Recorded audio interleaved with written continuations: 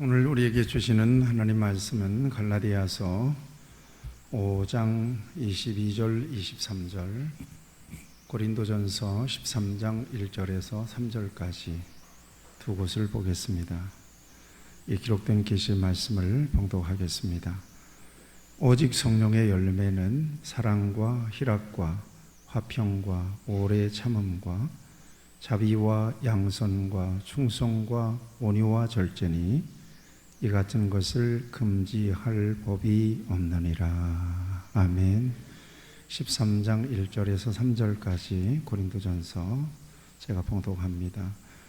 내가 사람의 방언과 전사의 말을 할지라도 사랑이 없으면 소리나는 구리와 울리는 꽹과리가 되고, 내가 예언하는 능력이 있어 모든 비밀과 모든 지식을 알고 또 산을 옮길 만한 모든 믿음이 있을지라도 사랑이 없으면 내가 아무것도 아니요. 내가 네게 있는 모든 것으로 구제하고 또 내 몸을 불사르게 내어줄지라도 사랑이 없으면 내게 아무 유익이 없느니라. 아멘. 오늘부터 저와 여러분들은 성령의 9가지 열매를 중심으로 해서 열매 점검이라는 제목으로 함께 은혜를 나누기를 원합니다. 이것은 제게 하나님께서 주신 그 감동이요 도전입니다. 오늘 우리 찬양대가 마라나타 했는데 아멘 주여 어서 오시옵소서 그랬잖아요. 아멘 주여 어서 오시옵소서 그러면 주님 앞에 떳떳하게 자신 있게 설 분들 여기 계세요? 어떠세요? 지금 예수님이 짜잔하고 오시면 찬양은 그렇게 했지만 많이 부끄럽겠죠, 그죠? 예.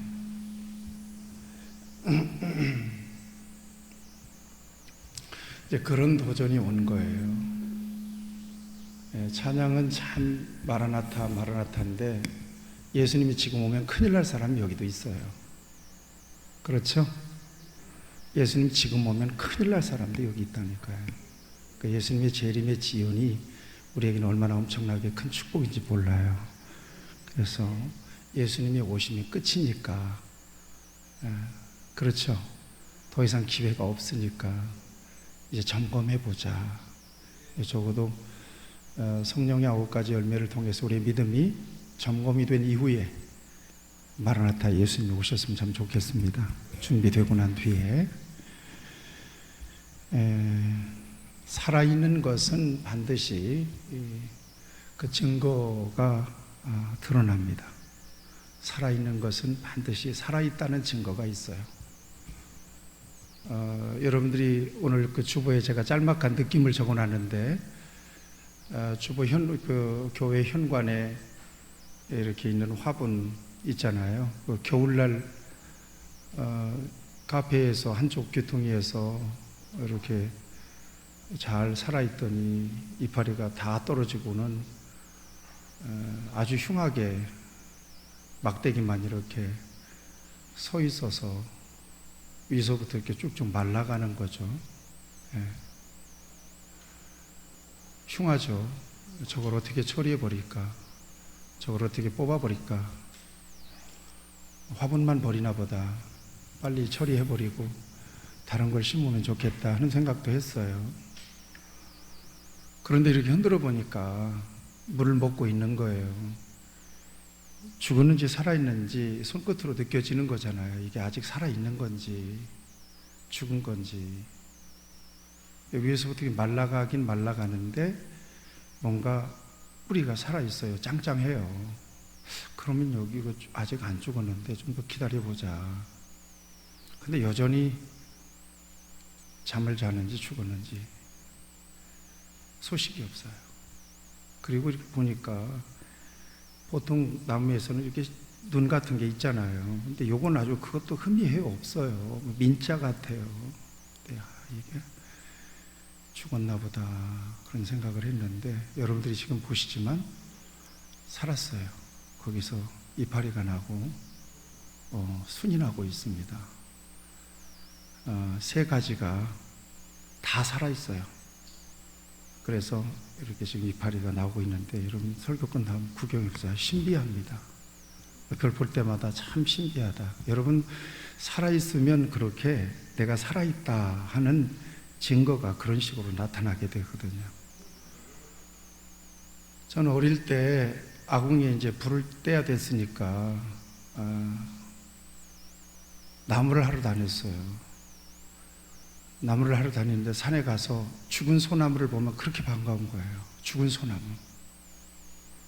왜냐하면 이제 다 돌아다닐 필요가 없어요. 죽은 소나무 가지가지 다 꺾어서 딱 묶어 갖고 오면 되니까. 분명히 살아있는 소나무에 또 이렇게 죽어있는 가지들 있어요. 이게 삭정개비라고 그러잖아요. 그 삭정개비가 많은 나무를 만나면 그렇게 반가울 수가 없어요. 낫으로 딱딱딱딱 끊어다가 멀리 갈 것도 없어요. 그 한 나무만 딱 끊으면 나무가 충분히 되니까. 삭정개비라고 하는 것은 나무는 살아있는데 그 가지는 죽어있는 가지예요. 죽어있는 가지가 붙어있는 거예요. 그러니까 다른 가지에서는 다 잎이 나오고 푸른데 삭정개비는 전혀 기별이 없어요. 그냥 붙어있는 그대로 있는 거예요. 그리고 시간이 지남에 따라서 이 삭정개비는 점점 부러지든지 썩어서 끊어져서 폐화되든지.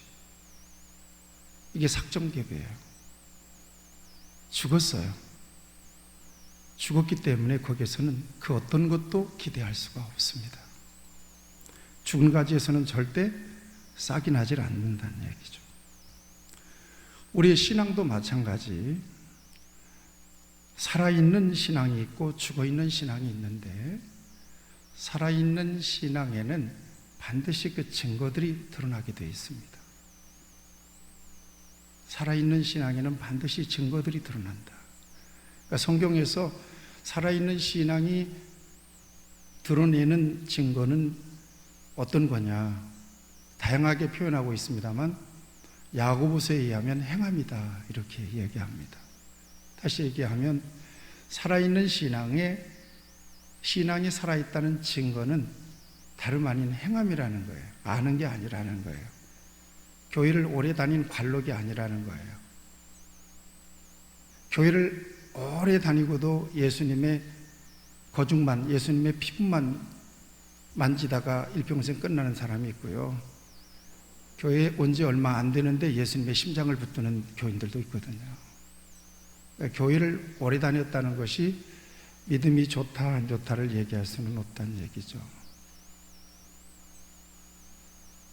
하나님께서 내게 주신 은혜와 믿음의 근거에서 얼마만큼 그 말씀을 이루면서 실천하면서 살아가느냐가 내 믿음이 살아있느냐 죽어있느냐를 결정하는 가장 중요한 증거가 되고 기준이 된다는 얘기입니다.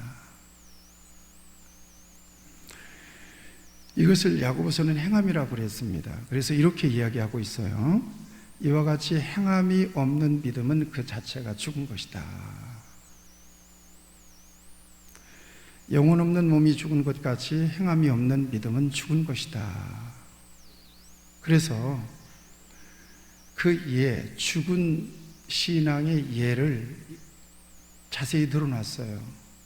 뭐라고 설명을 해놓는가 하면 이건 믿음이 아니다. 이건 죽은 믿음이다. 어떤 믿음이냐?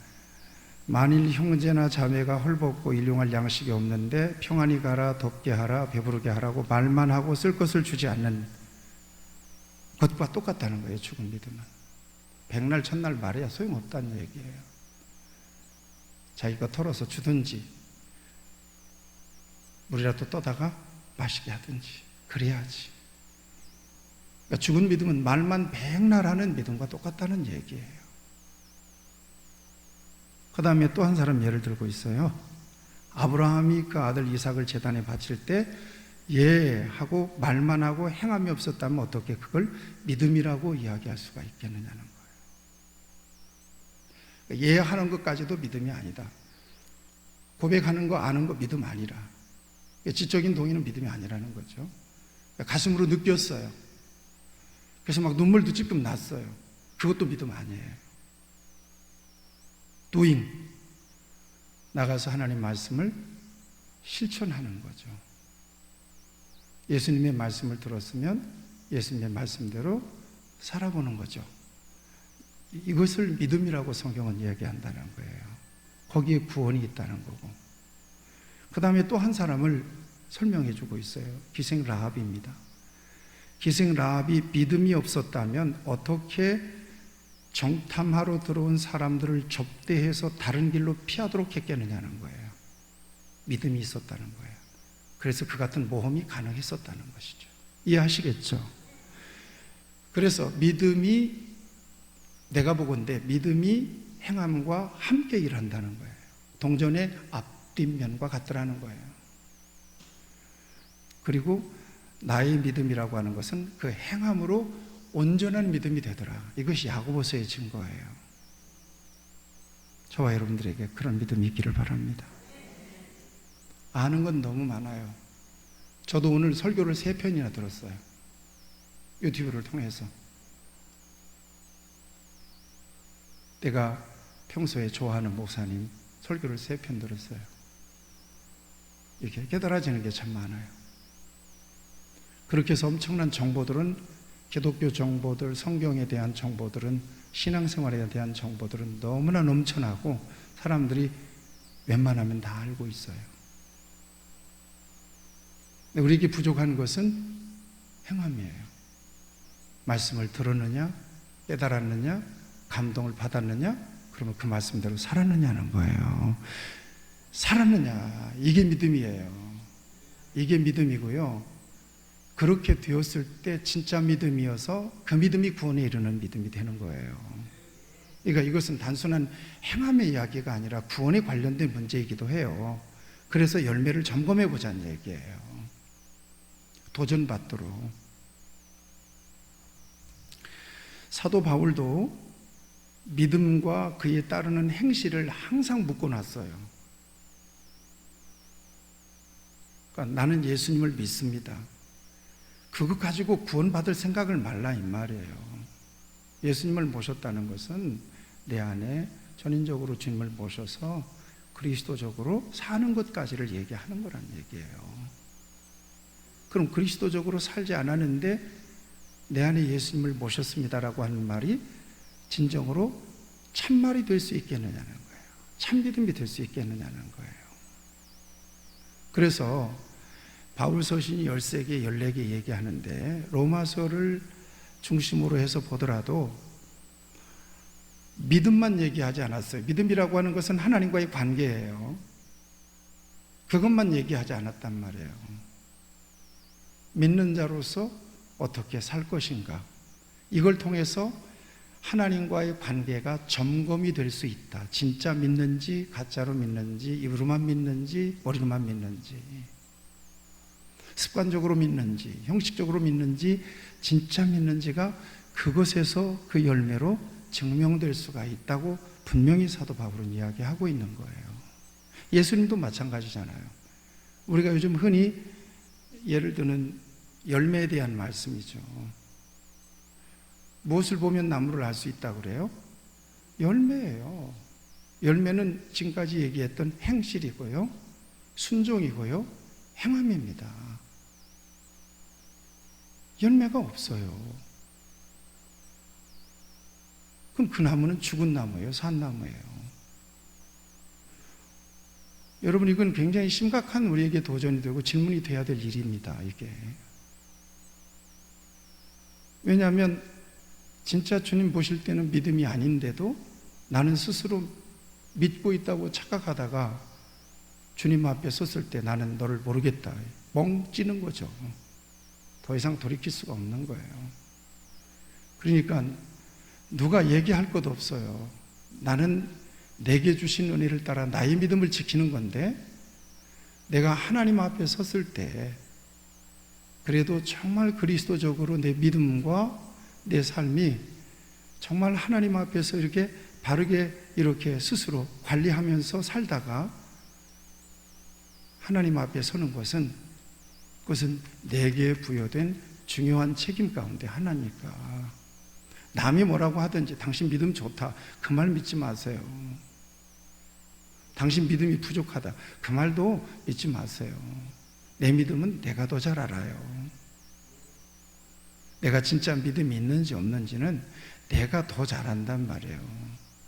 그러니까 하나님 앞에 서서 기도하는 가운데 하나님이 내 믿음을 보여주시잖아요. 여러분이 이 설교를 하는 것도 제가 새벽에 기도하다가 하나님께서 내게 주신 감동 때문에 설교하고 있는 거예요. 기도하는 가운데 열매를 점검해 보는 거예요. 여러분, 목사라고 믿음이 완전히 KS 믿음이 아니에요. 다 똑같은 입장이에요, 저와 여러분들이. 나는 일평생 목회하다가 주님 앞에 섰는데 너 누구냐? 이렇게 얘기할 수도 있다는 얘기예요. 나는 여러분들의 믿음도 믿음이지만, 여러분들의 구원도 구원이지만, 나의 구원을 위해서 나는 굉장히 조심스럽게 하나님을 섬겨야 되고 나의 구원을 챙겨야 될 책임이 있어요. 그러니까 오늘 이 시간에 이 설교는 나를 향한 설교이기도 하지만, 여러분들을 향한 설교이기도 하지만 나를 향한 설교예요. 내가 점검받아야 돼요. 여러분, 그런 거 있잖아요. 무슨 테스트 할 때 몇 개 이상이면 심각합니다. 이하면. 몇 개 이상이면 건강합니다. 몇 개 정도면 그래도 건전합니다. 뭐 이런 거 있잖아요.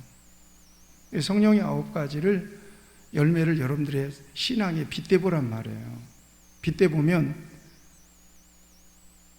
수준 이하입니다. 아니면 분발해야 되겠습니다. 아니면 당신은 리얼 크리스천입니다. 이게 나오지 않겠느냐는 거예요. 그런 도전이 나한테 있었단 말이에요. 내가 여러분 목표하고 지옥 가면 되겠냐고.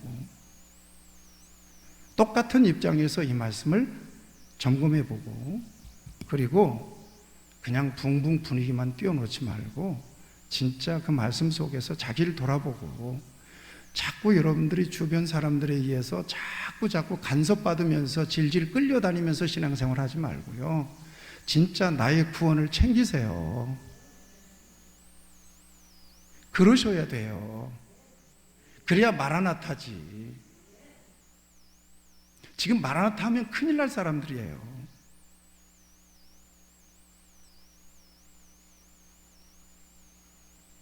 그런 점에서 오늘 이 말씀을 여러분들이 잘 경청하면서 들으시면서 다른 사람 볼 것 없어요. 여러분들의 속에 있는 믿음을 잘 점검해 보시기를 바랍니다. 그럴 수 있는 기회가 되시기를 축복합니다. 이 말씀이 여러분들에게 좀 이렇게 들어갔으면 좀 좋겠습니다. 예수님은 분명히 말씀하셨어요. 좋은 열매가 나쁜 열매를 맺을 수 없고 못된 나무가 아름다운 열매를 맺을 수 없느니라. 열매와 나무의 상관관계란 말이죠. 믿음과 행함의 상관관계죠. 살아있는 것은 반드시 증거가 있어요. 근데 죽은 것은 절대 싹이 안 납니다. 계속 물을 줘도 물을 준 만큼 썩어버리고 말아요. 그런 차원에서 저와 여러분들이 오늘 이 말씀 앞에 제대로 설 수 있게 되기를 바랍니다. 아멘. 여러분들 믿음 좋다고 올려주고 말이죠. 그러면 그 속지 마세요. 주변 사람들이 믿음 좋다고 막 키워준다고 해서 그 하나님이 그것 때문에 구원하는 거 아니니까요. 같이 하시죠. 내 믿음은 내가 잘한다. 내 믿음은 내가 더 잘 알아요. 하나님 앞에 서게 될지 못 서게 될지 내가 내 마음으로 진단해 보면 이미 딱 판단이 나온단 말이에요. 심판이. 그런데다가 주변 사람들이 믿음이 좋습니다. 당신은 괜찮습니다. 충성합니다. 듣기 좋은 소리로 자꾸 하면 착각한단 말이에요.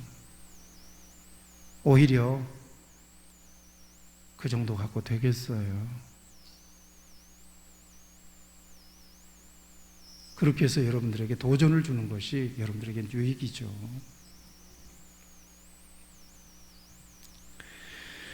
우선 전제가 있습니다. 열매를 얘기하고 그 다음에 행함을 얘기할 때 앞에서 말씀드린 대로 살아있다면 반드시 그 증거가 나타나듯이 열매라고 하는 것은 인위적인 것이 아니다.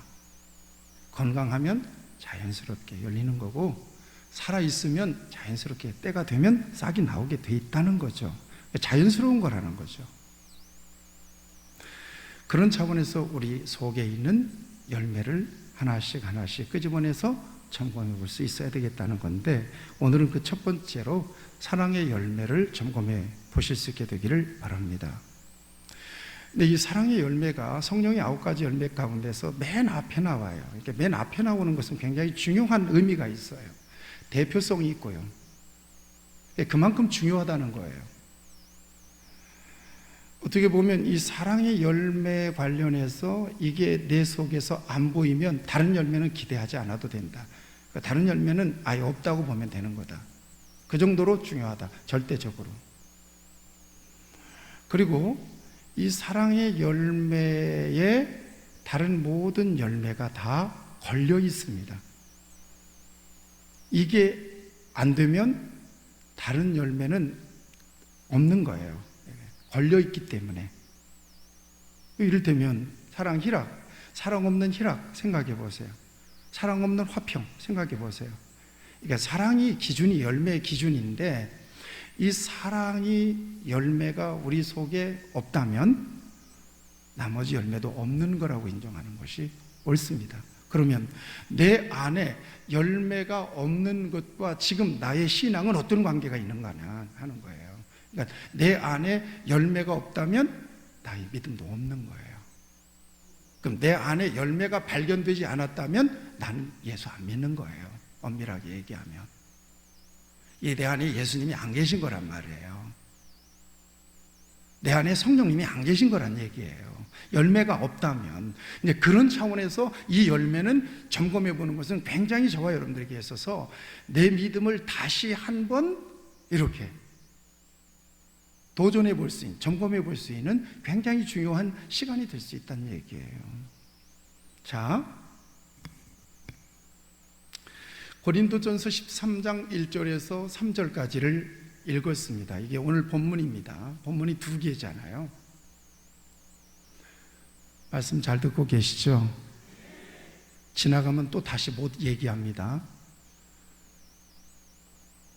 내가 가장 주목해서 보는 것은 내가 가지고 있는 그 어떤 체험 하나 가지고 울고 먹으려고 하는 거거든요. 안 변해요. 이 사람은 나중에 교회 가서 굉장히 문제가 돼요. 사고치죠. 나는 지금까지 얘기했는데 안 들어요. 집중하지 않아요. 그리고 지 마음 지가 지키고 있어요. 중간에 예수 믿은 사람들, 중간에 우리 교회 온 사람들 잘 들으시길 바랍니다. 분명하게 기준을 얘기하고 있으니까 아시겠죠? 네. 고린도전서 13장 1절에서 3절을 읽었어요. 이건 우리가 사랑장으로 기억하고 있잖아요. 그죠? 사랑장으로 기억하고 있잖아요. 네, 은사를 얘기하면서 사랑을 얘기하고 있단 말이에요. 근데 기독교 신앙과 성경에 있어서 가장 중요한 가치들을 1절에서 3절에서 서론적으로 이야기하고 있습니다. 가장 중요한 가치예요. 이보다 더할 수는 없어요. 이렇게만 믿을 수 있다면 이 사람은 거의 반천사야. 더 이상 세상 사람이 아닐 정도예요. 사람의 방언과 천사의 말을 할지라도 예언하는 능력이 있고 모든 비밀을 알고 모든 지식을 알고 믿음도 산을 넘길 만한 믿음을 가졌어요. 그 다음에 다른 사람을 위해서 자기의 몸을 불사르게 내어줄 정도로 희생하는 능력이 있습니다. 자, 이것은 기독교 신앙에 있어서 최고의 가치요, 최고의 덕목이에요. 이럴 수만 있다면 더 이상 얘기할 필요가 없어요. 이걸 쭉 열거해 놓고 한 방으로 보내버립니다. 한 방으로 무너뜨려 버리고 말고 아예 한 방으로 완전히 무로 돌려버리고 말아요. 같이 하시죠. 사랑이 없으면.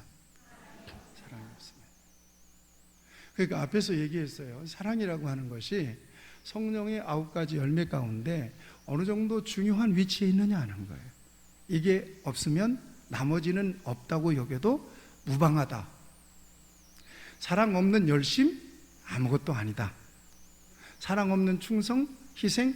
그건 말도 안 되는 이야기다. 사랑 없는 무슨 기도, 지식? 방언? 말도 안 되는 소리 하지 마라. 그러니까 모든 은사의 대표.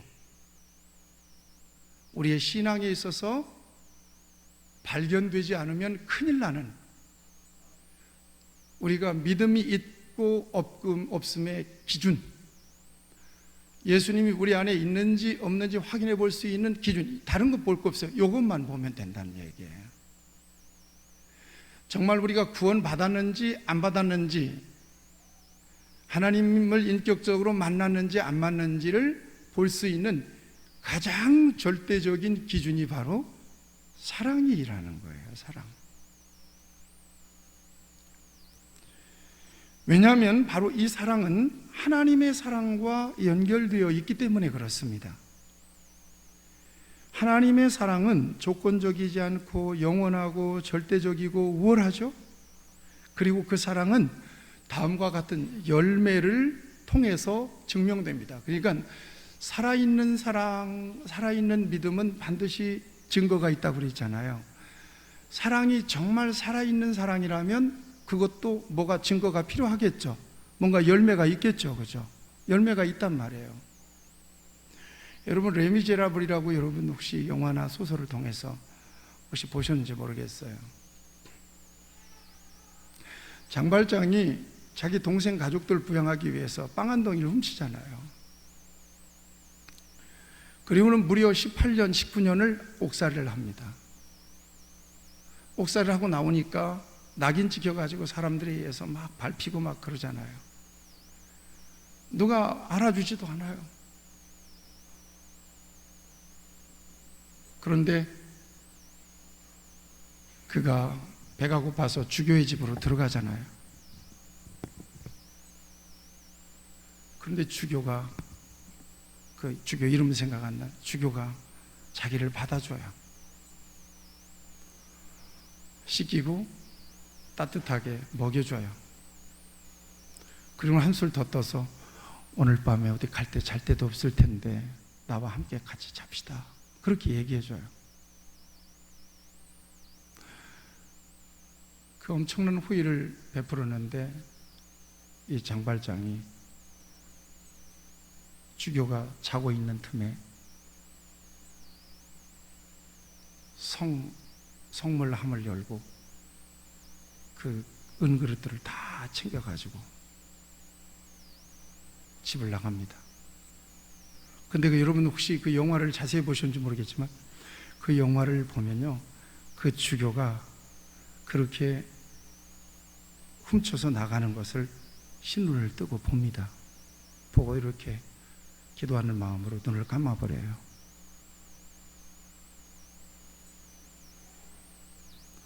그런데 잠시 후에 검문에서 걸렸는지 걸려가지고는 이거 어디서 났어? 추궁해도 대답을 못하니까 그를 데리고 다시 주교에게로 오잖아요. 그러니까 주교가 반색하면서 그를 반겨요. 오 형제요, 왜 말도 없이 갔느냐고, 왜 이거 당신 건데 이거 놓고 갔냐고 그러면서 은촛대 2개를 더 얹어줘 버립니다. 그리고 경찰들을 보냅니다.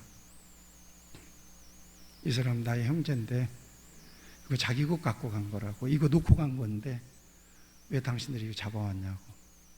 아무 말을 못해요.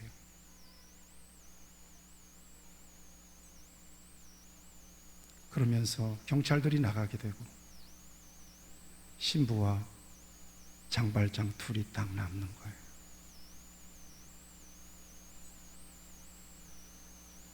거기에서 그 신부의 멘트가 있어요.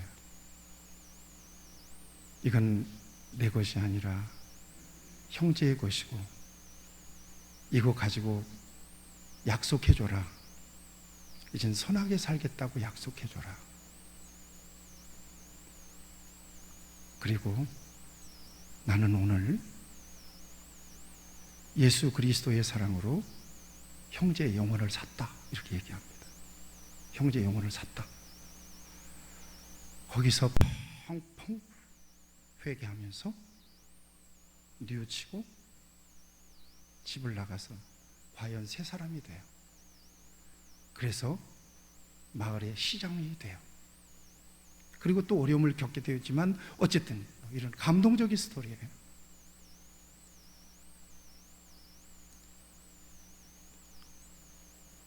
사람이 훈계로, 율법으로, 명령으로, 법으로 바꿀 수 없었던 사람이 그렇게 그 누구에게서도 경험해 보지 못한 사랑을 경험하고 바뀌는 장면들을 저는 오래전 영화를 통해서 기억하고 있습니다. 하나님의 사랑이 왜 위대한 사랑이냐? 하나님은 사랑한다고 말만 하지 않은 사랑이라는 거예요. 그 사랑은 살아있는 사랑이라는 거예요. 그래서 이렇게 얘기합니다. 하나님의 사랑이 우리에게 이렇게 나타난 바 되었으니 하나님이 자기의 독생자를 세상에 보내심은, 우리를 사랑하신 것을 독생자를 세상에 보내신 것으로서 증명했다는 얘기죠. 우리를 살리려 하심이라. 우리가 아직 죄인 되었을 때 그리스도께서 우리를 위하여 죽으심으로 하나님께서 우리에게 대한 자기의 사랑을 증명해 주셨다. 증명했다는 거예요. 그러니 그 사랑은 진실한 사랑이고 영원한 사랑이고 절대적인 사랑이고 살아있는 사랑이고 생명이 있는 사랑이었다는 거예요. 그 사랑을 누가 받았느냐? 저와 여러분들이 받은 거예요. 그 사랑이 저와 여러분들 안에 있는 거란 얘기예요. 그러니까 그 사랑을 얘기하는 거예요. 기브 앤 테이크가 아니라는 거예요. 이해관계가 걸려있는 사랑이 아니라는 거예요. 바로 그 사랑을 이야기하고 있는 거예요. 그 열매, 그 사랑의 열매가 내 안에 진정으로 있느냐는 거예요. 이걸 점검해 볼 수 있어야 된다는 거죠. 죄인들을 사랑하신 그 사랑 때문에 예수님을 보내셨고 믿어서 구원받게 된 그 사랑이 우리 안에 있고, 그러면서 우리가 진정한 사랑을 받은 사람인지를, 다시 얘기하면 예수를 진짜 믿는 사람인지를, 성령을 받은 사람인지를, 구원을 받은 사람인지를 확인해 볼 수 있는 기준이 뭐냐? 그건 사랑이라는 거예요. 그러니까 단순히 그냥 사랑합시다 이런 게 아니라는 거예요.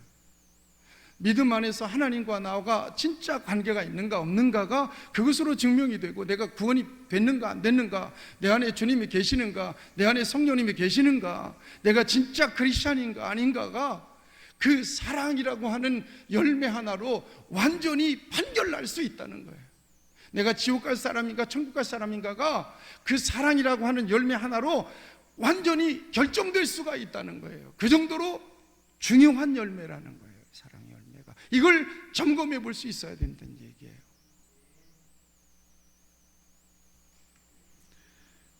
이렇게 얘기합니다. 요한일서 4장 20절에 누구든지 하나님을 사랑하노라 하고 그 형제를 미워하면 이는 거짓말하는 자. 그렇죠. 내가 형제와 이웃을 사랑하는 것이 누구와의 관계로 이어진다는 얘기예요. 하나님과의 관계로 이어졌다는 거예요. 이건 존재적인 문제고 구원에 관련된 문제고 신앙 고백의 문제라는 거예요. 예수님이 있는지 없는지의 문제고 성령이 있는지 없는지의 문제라는 거예요. 단순히 그리스도인으로서 덕성으로서의 사랑만을 얘기하지 않는다는 거예요. 그 사랑이 자연스럽게 흘러나왔느냐 아니면 없느냐, 이것은 그리스도인으로서의 실존적인 문제지 하나의 윤리적인 문제고 도덕적인 문제가 아니라는 거예요. 요한일서 4장 7절 8절 사랑하는 자들아 우리가 서로 사랑하자. 사랑은 하나님께 속하였으니 사랑하는 자마다 하나님께로서 나서 하나님을 알고, 그랬잖아요. 사랑하는 자마다 하나님께로서 나서 하나님을 알고 그랬으니까, 그 다음에 또 읽어보면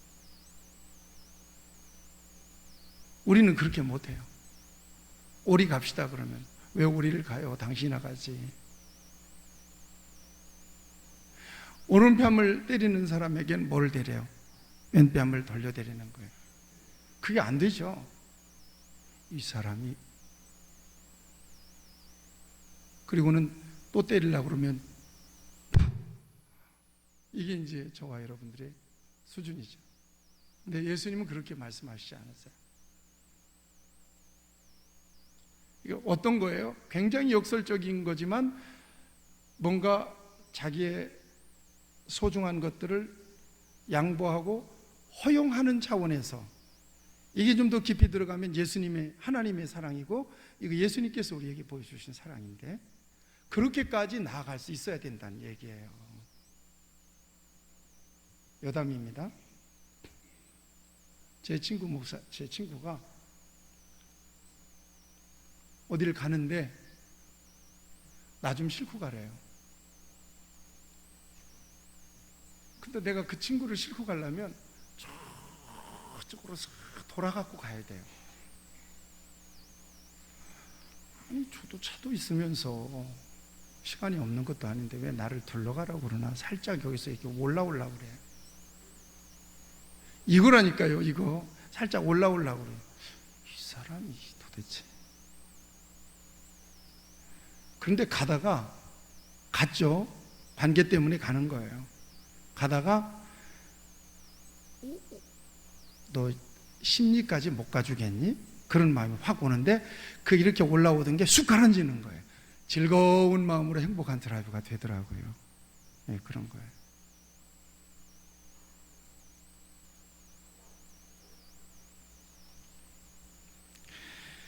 그 다음에 예수님이 가르쳐 주신 사랑의 기준은 누가복음 6장 35절이에요. 오직 너희는 원수를 사랑하고, 이게 고차원적인 사랑을 어떻게 합니까? 이렇게 얘기하지 말고 하나님께서 가르쳐 주신 거고, 이건 하나님께서 우리에게 은혜를 주시고 우리 안에서 성령께서 역사하시면 능히 할 수 있는 사랑임을 믿습니다. 이게 자연스럽게 나타나야 된다는 것이죠. 선대하며 아무것도 바라지 말고 꾸어주라.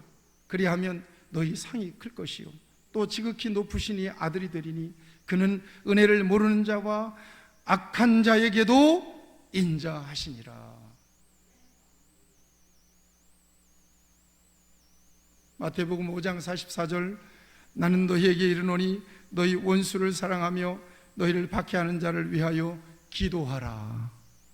이게 우리 예수님께서 가르쳐 주신 사랑의 기준이고 성경에서 우리에게 요구하시는, 우리가 어떤 사람이에요?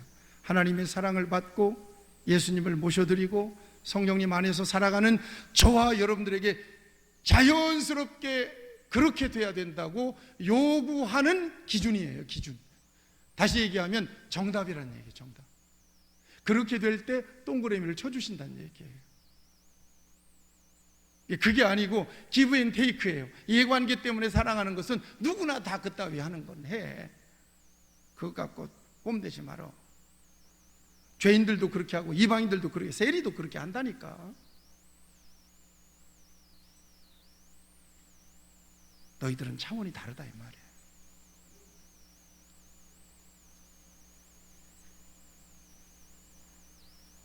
짐 엘리엇에 대한 이야기를 제가 언젠가도 말씀드렸고, 이 얘기를 설교 준비하다가 생각이 나서 다시 검색해서 찾아보고 여러분들에게 다시 한번 말씀을 드리고 싶어요. 1956년도에 이 짐 엘리엇과 4명의 선교사들이 에콰도르의 아우카 아주 호전적인 부족 선교하러 갔다가 거기서 무참하게 선교도 못하고 살해를 당합니다. 그것으로 끝난 게 아니에요. 이 엘리엇의 아내 엘리자벳이 남편이 죽고 난 뒤에 그 아우카 부족을 위해서 품고 기도합니다. 기도하다가 거기로 가야 되겠다 이렇게 마음을 먹고 간호사 공부를 합니다. 그때부터. 간호사 공부를 열심히 해가지고 간호사가 돼가지고는 남편을 죽인 그 아우카 무시무시한 부족에게로 가는데, 근데 그 부족은 희한하게 여자는 안 죽여요.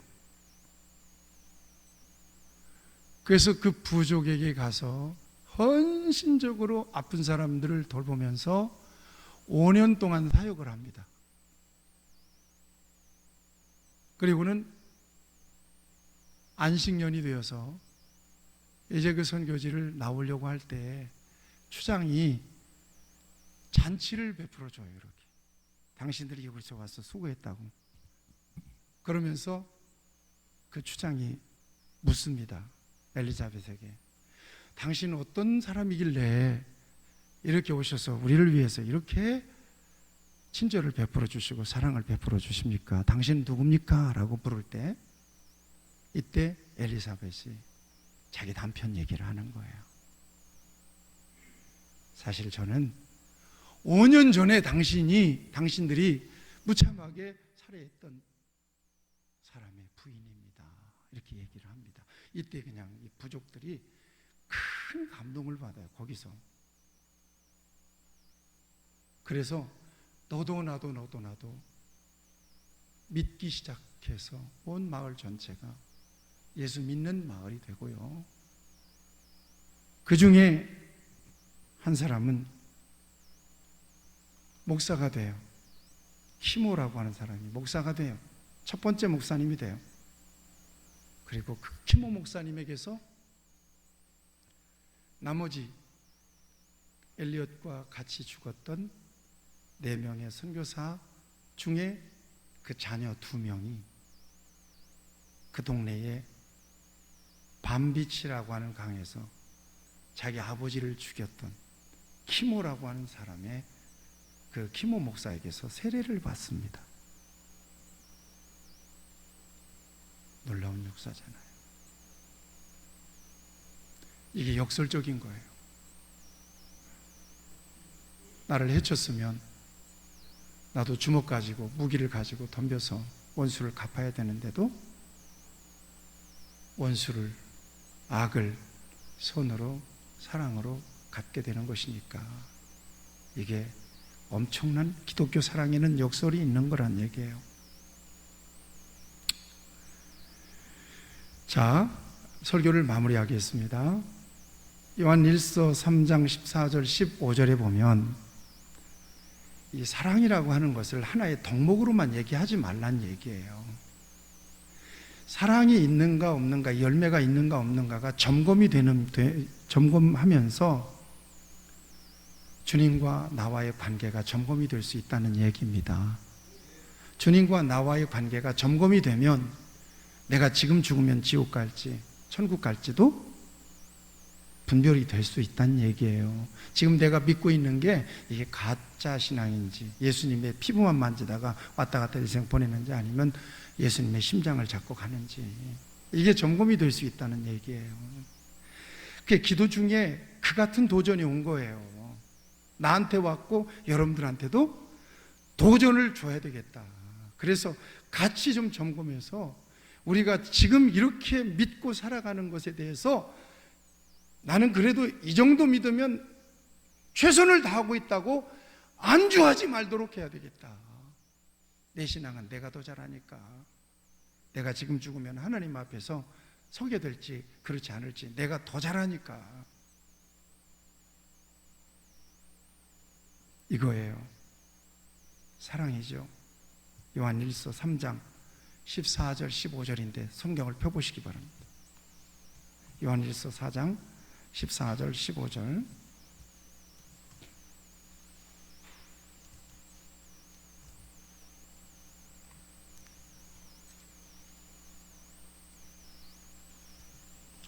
예, 다 찾으셨으면 똑같이 이 말씀을 같이 읽겠습니다. 요한일서 4장 14절 15절입니다.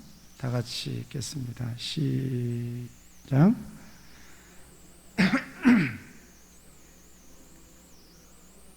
미안합니다. 3장입니다. 3장.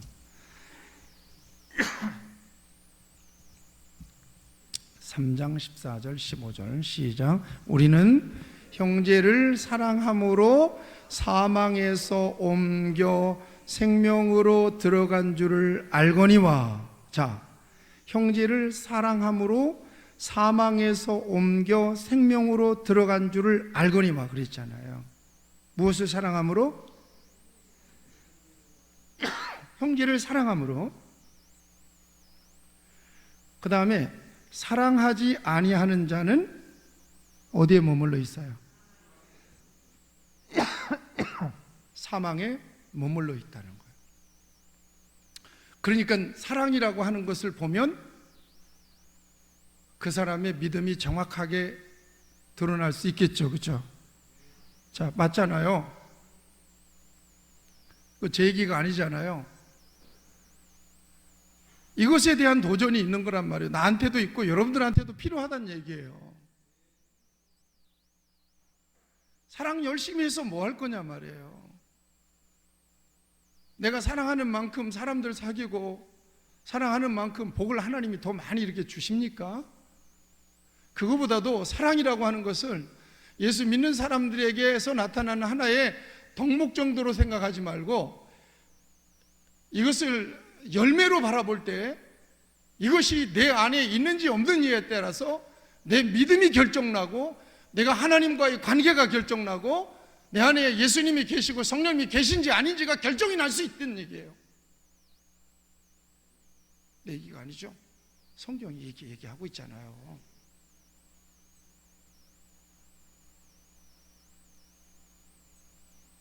(15절을) 같이 읽겠습니다.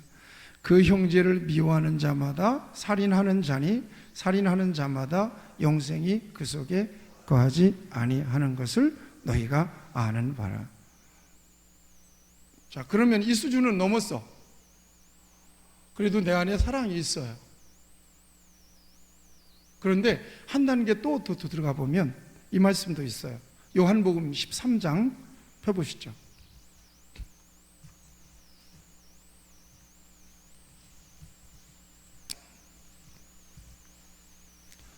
34절에서 35절.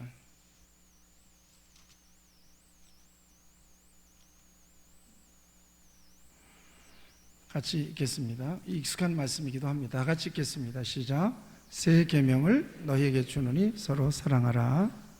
내가 너희를 사랑한 것 같이 너희도 서로 사랑하라. 자, 너희가 35절 너희가 서로 사랑하면 이로써 모든 사람이 너희가 내 제자인 줄 알리. 제자라고 하는 것은 뭐 단순히 주님 앞에 그냥 헌신돼서 예수 믿는 사람이란 얘기죠.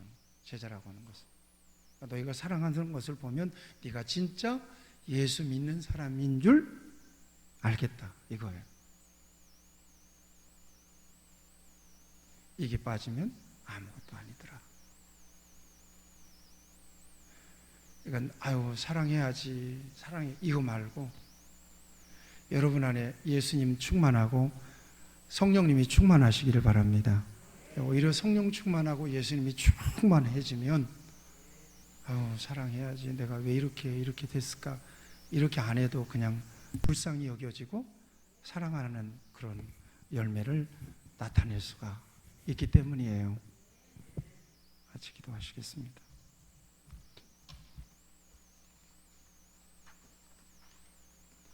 같이 이 말씀 부지에서 잠시 기도했으면 좋겠습니다. 오늘 저는 도덕적이고 윤리적인 설교를 하지 않았어요. 구원받자는 얘기예요. 구원은 믿음으로 받는데 그 믿음의 열매 가운데 가장 중요한 열매가 사랑이다. 사랑의 열매가 있는가 없는가. 그 사랑은 어떤 사랑이냐? 대단히 역설적인 사랑이다. 역설적인 거다.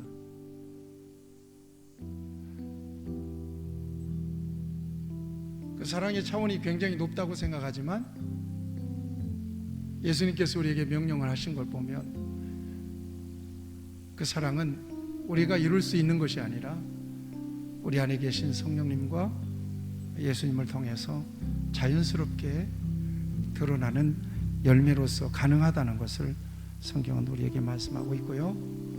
또 그 같은 위대한 사랑을 통해서 진정한 믿음으로 우리 하나님 앞에 헌신된 사람들 또한 너무나 많습니다. 손양원 목사님도 그랬고요. 여러 목사님들, 여러 주의 종들 그렇습니다. 또 우리 공동체 안에서도 이름도 없이 빛도 없이 조건 걸지 않고 순전한 사랑으로 사랑하면서 예수님을 나타내는 사람들도 있습니다. 그 사람이 실력이 있고 능력이 있어서가 아니라 그 안에 예수님이 계시는 것 때문에 우리는 감동합니다. 사랑의 열매를 점검해 보시기 바랍니다.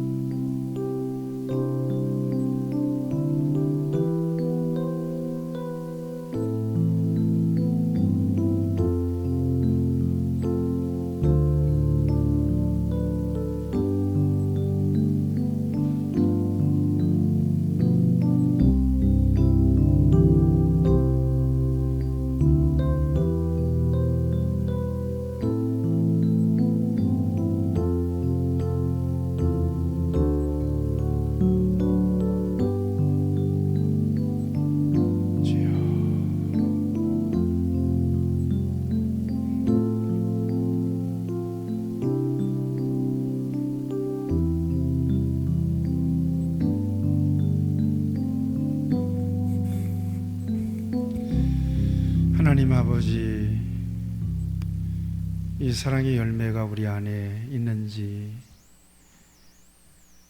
있다면 증거가 어떤 건지 오늘 이 말씀을 통해서 다시 한번 점검해 볼 수 있게 하심을 감사합니다.